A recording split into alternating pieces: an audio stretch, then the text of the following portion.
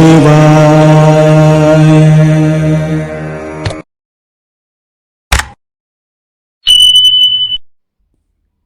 అందరికీ నమస్కారం అండి. నేను మీ రాధిక. మేము రీసెంట్గా శ్రీ ఆకుల వేణుగోపాలరావు మెమోరియల్ చారిటబుల్ ట్రస్ట్ ద్వారా కాశీ యాత్ర వెళ్ళామండి. అక్కడ గంగా హారతి చూడటానికి వెళ్ళాము. ఇప్పుడు సాయంత్రం అవుతుందండి. సాయంత్రం టైంలో ఇక్కడ దశాశ్వమేధ ఘాట్లో ప్రతిరోజు కూడా సాయంత్రం గంగా హారతి కార్యక్రమం చాలా ఘనంగా జరుగుతుందండి.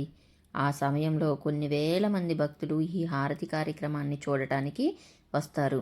ప్రతి మనిషి జీవితంలో ఒక్కసారైనా దర్శించుకోవాల్సిన పుణ్యక్షేత్రం కాశీనగరం.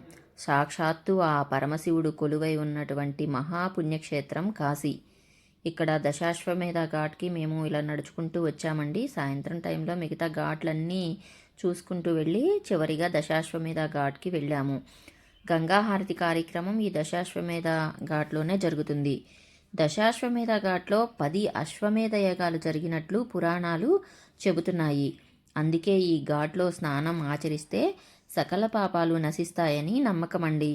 ఇక్కడ చాలామంది కూడా సాయంత్రం వేళల్లో ఉదయం వేళల్లో కూడా ఈ ఘాట్లో స్నానాలు ఆచరించడానికి వస్తున్నారండి. అంతకుముందు మేము మణికర్ణిక ఘాట్లో కూడా స్నానం చేశాము. ఈరోజు దశాశ్వమేధ ఘాట్లో ఇలా అందరూ కూడా స్నానాలు చేశారు. ఇక్కడ స్నానాలు చేసిన తర్వాత మనకి గంగా హారతి కూడా ఇదే ఘాట్లో జరుగుతుంది. అక్కడ కనిపిస్తుంది కదా మనకి దూరంగా.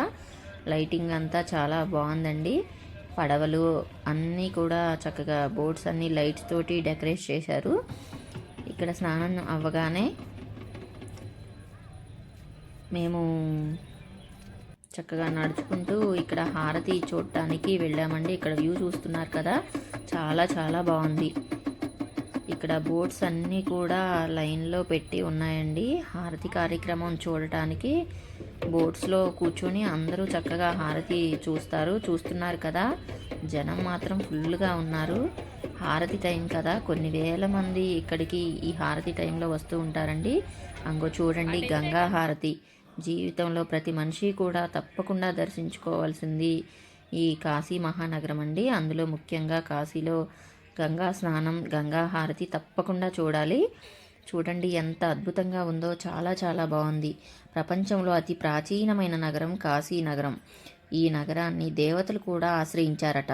ప్రతిరోజు గంగా నది ఒడ్డున జరిగే ఈ కార్యక్రమానికి లక్షలాది మంది తరలి వస్తారు. తన గంగాదేవిని శివుడు తన జటలో ఉంచాడు కదా, అందుకే ప్రతిరోజు హారతి సమయంలో గంగాదేవి భక్తుల కోసం మానవ రూపంలో వచ్చి నిలుస్తుందని కొన్ని పురాణాలు చెబుతున్నాయి. ఈ సమయంలో హారతితో మంత్రోచ్చారణ, ఘంటానాదం ఇవన్నీ కూడా చేస్తారు. అందుకే గంగా హారతి చూస్తే మనసు ప్రశాంతంగా ఉంటుంది. అలాగే తెలిసి తెలియక చేసిన పాపాలన్నీ కూడా తొలగిపోతాయని నమ్మకం. అచ్యుతం కేశవం రామనారాయణం కృష్ణ దామోదరం వాసుదేవం హరే. ఈ భూమి మీద ఉన్న జీవరాశులన్నిటిలో అత్యుత్తమైనది మానవ జీవితం.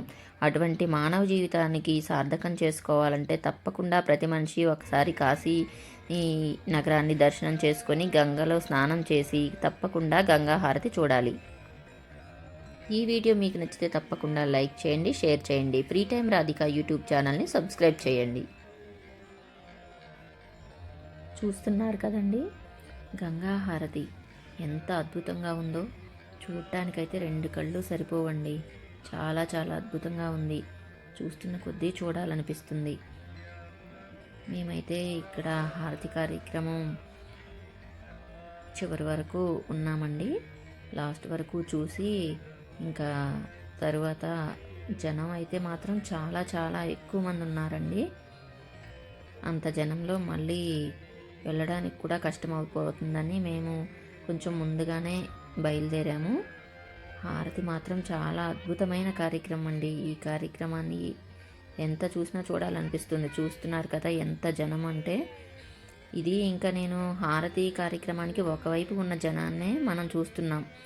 అటువైపు ఇంకా గంగా నదిలో కూడా బోట్స్లో కూర్చొని చాలామంది ఈ హారతి కార్యక్రమాన్ని చూస్తున్నారు. ఇది అయిపోగానే మేము కొంచెం ముందుగానే బయలుదేరి మళ్ళీ మెట్లన్నీ ఎక్కేసి దశాశ్వమేధ ఘాట్ నుంచి బయలుదేరి మళ్ళీ రోడ్డుకి వెళ్ళామండి. చూస్తున్నారు కదా, మళ్ళీ రోడ్డుకి మెయిన్ రోడ్డుకి వచ్చేసరికి జనం ఇంకా ఫుల్గా ఉన్నారు. ఇంకా ఈ జనంలో నైట్ టైము షాపింగ్ కూడా చాలా చాలా బాగా జరుగుతుందండి. అందరూ షాపుల్లో అన్నీ కొనుక్కుంటూ వెళ్తున్నారు, చూసుకుంటూ కూడా.